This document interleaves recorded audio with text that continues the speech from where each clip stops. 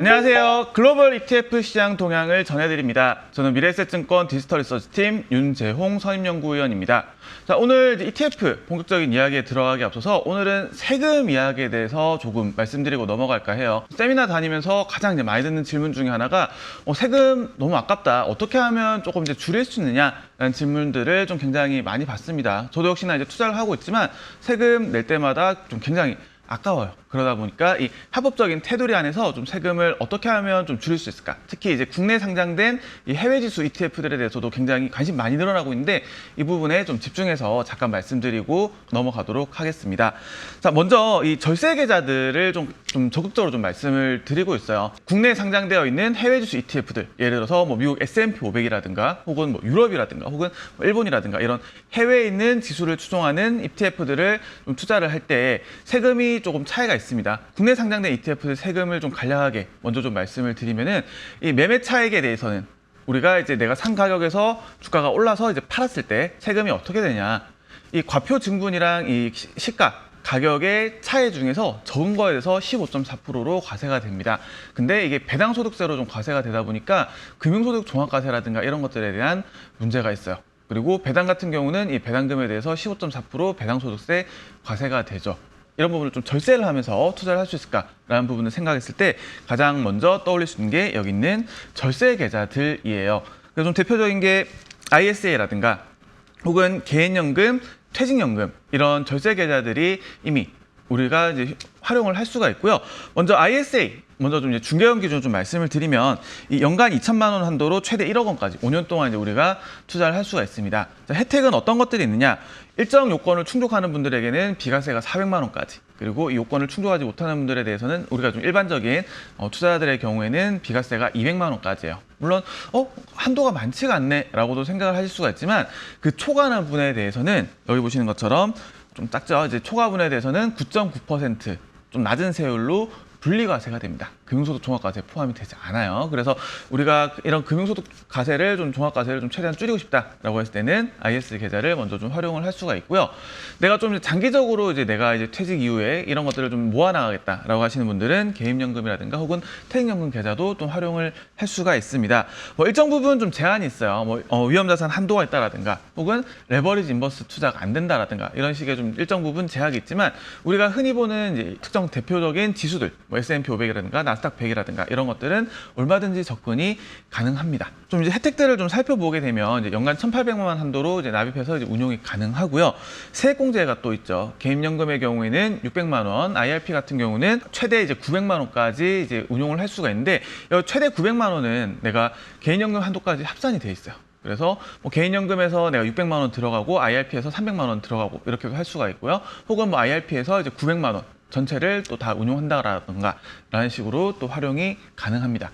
자, 그리고 이 연금계좌의 최대 장점은 내가 이 납입할 때 그리고 운용할 때 그리고 나중에 인출할 때 이 3단계에 걸쳐서 세금 혜택이 다 붙는다는 점이에요. 먼저 납입할 때는 방금 말씀드렸던 세액 공제 부분이 붙고요. 그리고 운용하는 데 있어서는 과세 이연을 해줍니다. 내가 세금을 당장 100만 원을 내야 되는데 이 부분을 밀어준다는 뜻이에요. 그러면 복리 효과를 좀 더 극대화를 할 수가 있겠죠. 그리고 마지막으로 이 인출 시점에는 15.4% 과세를 하는 게 아니라 이 나이에 따라서 3.3에서 5.5%만 과세를 하게 됩니다. 크게 세 가지 계좌를 말씀을 드렸는데 먼저 이렇게 접근을 할 수가 있을 것 같아요. 내가 좀 단기적으로 좀 목돈을 모으겠다라고 했을 때는 ISA를 먼저 활용을 하는 겁니다. 이 돈은 내가 단기적으로 3년, 5년 후에 쓸 돈이 아니라 장기적으로 좀 운용을 하겠다라고 했을 때는 개인 연금 계좌로 운용을 하게 된다라는 거고요. 이 내에서 해외 지수 ETF들을 운용을 하게 되면 어떤 세금이라든가 이런 것들에 대해서 상대적으로 낮은 부담을 통해서 운용을 할 수가 있다라는 부분 좀 짚어볼 수가 있을 것 같아요. 절세 계좌 내에서 어떤 ETF들을 좀 운용을 할 수 있을까? 좀 살펴보게 되면 국내에는 해외 지수 ETF들이 굉장히 잘 라인업이 되어 있습니다. 다른 나라들이랑 비교해도 전혀 꿀리지 않을 정도예요. 여기 보시는 ETF들은 이 국내 상장 ETF들 중에 운용자산 상위 10개를 가져온 겁니다. 지금 보시게 되면 코덱스 CD금리 혹은 타이거 CD금리 투자 이런 CD물들이 가장 운용자산 상위를 또 차지를 하고 있고요. 우리가 주목하고 있는 이 해외지수 ETF들 같은 경우는 파란색 음영으로 좀 정리를 해놨어요. 가장 큰 게 이 타이거 미국 S&P 500, 미국의 대표 기업 대표 대형주 500개를 묶어놓은 지수고요. 지금 규모가 4조 1천억 정도 됩니다. 굉장히 큰 ETF로 또 상장이 되어 있어요. 그리고 나스닥 100이라든가 혹은 기술주를 좀 더 압축해서 접근할 때는 뭐 미국 테크주 탑10 혹은 뭐 반도체라든가 이런 것들로도 얼마든지 접근이 가능해요. 이거는 이제 운용자산 상위만 엮어서 좀 정리를 한 거고요. 지금 이제 다음 페이지에 보시는 건 미국의 이 대표 지수들 S&P 500, 나스닥 100, 다우 그리고 좀 소형주 지수인 집중형 이런 빅테크들 묶어놓은 ETF들까지 좀 정리를 했는데 지금 여기 왼쪽은 보시게 되면 대표 지수들 여기 위에 있는 것들은 유형입니다. 지금 보시게 되면 일반 지수형 ETF 예를 들어서 타이거 미국 S&P 500이다라고 했을 때는 이 S&P 500 지수도에서 그냥 일반 지수형인 거고요. 여기 있는 것들은 환해지형들입니다. 환해지. 내가 이제 이 달러 움직임에 상관없이 이 지수 움직임만을 따라가고 싶다라고 했을 때 활용할 수 있는 것이 여기 있는 지수 그리고 환해지형입니다. 자, 그리고 여기 오른쪽에 보시면 이 TR 지수라고 되어 있는데 TR이라는 것은 토탈 리턴의 약자예요. 여기 토탈 리턴 ETF들은 분배금, 배당금들을 ETF에 지급되는 이 배당을 투자자한테 직접 지급을 하는 게 아니라 자동으로 재투자를 하게 됩니다. 그렇게 되면 이 배당소득세를 줄이면서 이 복리 효과를 최대한 누릴 수가 있다라는 거죠. 금투세가 들어오게 되면 이 부분들은 조금 이제 논쟁이 좀 있을 수가 있지만 현재 상장된 것들을 좀 정리하면 이와 같다. 그래서 대표 지수들에 대해서 유형별로 어떤 세금이라든가 뭐 환해지라든가 이런 것들 우리가 선택해서 접근할 수 있다라는 것도 눈여겨봐 주시면 좋을 것 같고요. 자, 마지막은 이제 한국에 상장되어 있는 이 해외 테마 ETF들도 굉장히 다양하게 라인업이 되어 있습니다. 우선 이 운용자산 상위 10개를 일단 좀 추려왔어요. 좀 살펴보시게 되면 이 중국 전기차 테마부터 시작해서 미국 테슬라 밸류체인 그리고 뭐 자율주행이라든가 인공지능 혹은 이제 최근에 이제 굉장히 각광받고 있는 국가죠. 인도까지 인도 소비에 관련된 ETF들까지 운용자산 상위를 차지를 하고 있습니다. 그래서 중국 전기차 테마가 지금 1조 6천억 정도 규모로 좀 압도적인 상태고요. 뒤이어서 이 테슬라 밸류체인이 3천억 원. 그리고 글로벌 자율주행 테마가 2,900억 규모. 그래서 해당 ETF들 같은 경우는 운용자산이 좀 굉장히 크다 보니까 어느 정도 우리가 마음 편하게 접근할 수 있다라는 부분까지도 살펴봐 주시면 될 것 같습니다. 자, 그래서 세금 부분 좀 간략하게 먼저 앞부분에서 말씀을 드렸는데 정리하면 우리가 국내에서 해외 지수를 투자할 때 배당소득세라든가 이런 부분들 때문에 좀 세금에 있어서 좀 문제가 된다. 혹은 좀 세금을 아끼고 싶다라고 했을 때는 절세 계좌를 활용하자. 그리고 절세 계좌를 활용하는 데 있어서 내가 좀 단기적으로 뭐 3년이라든가 5년이라든가 이렇게 목돈을 모으고 싶다라고 했을 때는 ISA 계좌로 혹은 내가 좀 장기적인 관점을 가지고 노후를 위해서 좀 모아 나가겠다라고 했을 때는 연금 계좌 그리고 뭐 연금저축이라든가 퇴직연금이라든가 이런 계좌들을 통해서 접근이 가능하다라는 부분. 그리고 마지막으로 이 국내에는 이런 미국 대표 지수들을 포함해서 테마까지 굉장히 다양한 ETF들이 상장이 되어 있으니까 이런 부분들을 많이 활용해 주시면 좋을 것 같습니다. 참고로 이 해외 상장 테마, 해외 테마 ETF들 혹은 이런 이제 운용자산 상위 ETF들 이런 것들은 제가 이제 주간 자료를 통해서 계속해서 좀 모니터링을 좀 하고 있어요. 운용자산이라든가 수익률이라든가 이런 것들 모니터링을 하고 있으니까 좀 관심 있으신 분들은 주간 자료 참고를 해주시면 될 것 같습니다. 자, 이제 특징 ETF로 넘어가 볼게요. 이제 반도체 그리고 미국 소형주, 엔화, 한국 조선까지 좀 정리를 해봤습니다. 자, 미국 반도체 첫 번째로 좀 말씀드릴 게 이제 미국 반도체인데 최근에 이 주가 조정이 일어나면서 좀 투자자들 관심도 계속해서 좀 어떤 불안이라든가 이런 것도 좀 커지고 있죠. 지금 현황이라든가 이런 것도 좀 자세히 살펴볼게요. 지금 2주 연속 하락을 좀 지속을 하고 있고요. MDD 최고점 대비 하락률은 지금 14.6%가량 됩니다. 올해 초 그리고 작년 기준으로 봤을 때도 좀 굉장히 높은 하락률을 좀 기록을 하고 있어요. 자, 어떤 종목들이 좀 하락을 했나? 미국 반도체 ETF, 저 유니버스에 가지고 있는 이 SMH 티커를 가진 ETF를 좀 살펴보게 되면 엔비디아, 지금 19.8%를 차지하고 있는 엔비디아가 16%, 그리고 13%를 차지하고 있는 TSMC가 15% 정도 하락을 했습니다. 탑10 중에서 거의 대부분의 ETF들이 두 자릿수 대 좀 하락을 보이고 있어요. 물론 지금 이 같은 현상은 지금 미국 반도체만에 이른 현상은 아니고요. 지금 살펴보시게 되면 여기 회색선으로 나타나 있는 중국 반도체, 다음에 남색선으로 나타나 있는 대만, 그리고 하늘색으로 나타나 있는 한국. 지금 이제 가장 하락폭이 컸던 게 여기 녹색선으로 나타나 있는 일본 반도체입니다. 이런 최근에 이런 AI 기대감으로 올라갔던 주가가 급속하게 좀 빠지고 있다라는 부분 완전히 좀 관찰을 할 수가 있고요. 다만 이 미국을 포함해서 이런 반도체 관련된 ETF들 좀 관점을 좀 말씀을 드리면 어쨌거나 저도 유니버스에서 계속 포함을 해서 가져가고 있는 이유는 미국 반도체가 어떻게 보면 지금 성장을 계속할 수밖에 없는 영역에 좀 접근을 해 있다. 특히나 뭐 AI 활용도라든가 이런 것도 좀 계속 늘어나고 있고, 지금 최근에 있어서 주가 하락은 어떻게 보면 좀 심리적인 부분들이 좀 굉장히 강하다 보니까 주요 기업들 실적 관찰하면서 좀 계속해서 따라가는 게 옳지 않나. 특히나 최근 시장을 이끌어온 주도주로서 아직까지는 이 주도의 어떤 스토리가 끝나지 않았다라는 관점에서 좀 접근을 해서 말씀을 드리고 싶습니다. 자, 다음은 이제 미국 소형주예요. 최근에 이런 나스닥 100을 비롯한 이 대형 성장주들이, 대형 성장, 대형 기술주들이 약세를 보이고 있으나 이런 소형주들은 좀 굉장히 강하게 반응을 하고 있죠.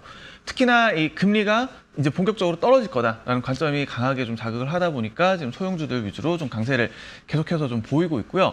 다만 이 소형주 내에서도 실적에 대한 전망 이런 것들은 좀 갈리고 있는 모습입니다. 지금 여기 보시는 이 표는 미국 소형주 지수, 러셀 2000이라고 불리우는 이 미국 소형주 지수를 기반으로 만들어진 ETF들이에요. 굉장히 다양한 ETF들이 있어요. 러셀 2000 내에서도 가치주 혹은 성장주 혹은 러셀 2000 내에서 배당 성장을 계속하고 있는 ETF 종목들만 모은 ETF 이런 식으로 좀 세분화가 되어 있고요. 지금 이제 본격적으로 이 소형주가 강세를 보이기 시작한, 저점 찍고 반등을 하기 시작한 7월 5일부터 이제 지난주 26일까지의 주가 상승률입니다. 보시게 되면 러셀 2000 자체는 이제 11.6% 정도 상승을 보였는데, 사실 이런 소형주, 특히나 이런 극소형주들은 실적에 대한 의구심이 좀 굉장히 많죠.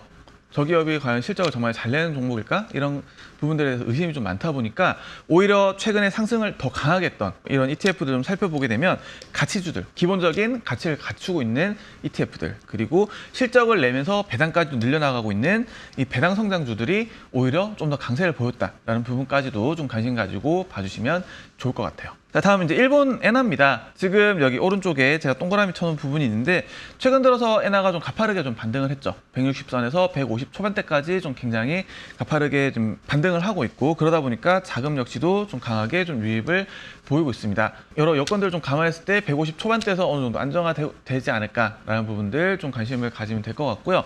특히나 이제 7월 31일 화요일의 경우에는 지금 이제 일본에서 통화 정책을 또 발표를 하죠. 그러다 보니까 지금 현재 어떤 전체적인 컨센서스는 금리 인상은 없고 이제 채권 매입 속도 정도만 좀 조절을 하지 않을까라는 부분이 좀 컨센서스인데, 혹시나 만약에 미국, 일본이 좀 깜짝으로 금리 인상을 좀 발표를 한다라고 하게 되면은 좀 반응을 할 수도 있다라는 부분에 대해서는 좀 개연성을 열어두고 접근을 하는 것이 좋을 것 같습니다. 자, 마지막은 이제 한국 조선산업이에요. 지금 유니버스에서도 좀 계속해서 좀 소개를 해드리고 있는 종목 중에 하나인데, 지금 말 그대로 이제 배를 만드는 기업들을 묶은 ETF입니다. 지금 보시는 것처럼 굉장히 상대 강세를 좀 보이고 있어요. 2020년 이후에 지금 고성가 배 가격이 계속해서 이제 어떤 새로운 배, 그리고 중고배까지도 가격이 계속해서 동반해서 지금 올라가고 있고, 기존에 이제 저가에 수주했던 배들이 점점 끝나고 이제 완료를 해서 내보내고 이제 새로 고가에 이제 수주한 배들을 만들기 시작하고 있습니다. 그러다 보니까 이 실적 개선에 대한 기대감이 계속해서 좀 반영이 되고 있다. 자, 이 부분은 제가 이제 월간 자료를 통해서 계속 업데이트를 좀 드리고 있다 보니까 이런 부분들은 같이 참고 삼아서 봐주시면 될 것 같습니다. 지금 이제 넘어가서 이제 시장 동향들 좀 살펴보면, 이제 국채금리는 이제 어떤 금리 인하 기대감을 좀 계속해서 좀 반영을 하고 있는 것 같습니다. 다만 4.5bp 정도 좀 소폭 하락을 보였고요. 약세는 좀 완화가 됐습니다. 직전주 나스닥 100 같은 경우도 급락을 했다가 지난주에 좀 소폭 하락으로 좀 마감을 했고, 특히나 이제 금요일 날 이 어떤 경제 지표라든가 이런 것들이 역시나 금리 인하를 기대하게끔 하는 지표들이 계속해서 발표가 되면서 금요일에는 또 대형주 역시도 좀 상승을 보였어요. 그럼에도 불구하고 소형주가 좀 상대적으로 강세를 계속해서 보이고 있다라는 부분, 그래서 소형주가 상대 강세를 좀 3주 연속으로 지속을 하고 있다.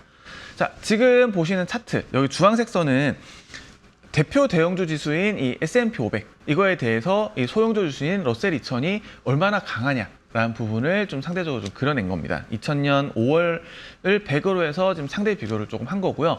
소형주 지수가 좀 계속해서 좀 강했어요. 계속해서 강했다가 코로나 시국 딱 들어가면서 소형주가 더 깨졌죠. 왜냐하면 이제 어떤 부도라든가 이런 것도 위험이 높으니까 훅 꺼졌다가 유동성이 지급이 되면서 역시나 확 상대 강세를 키웠어요.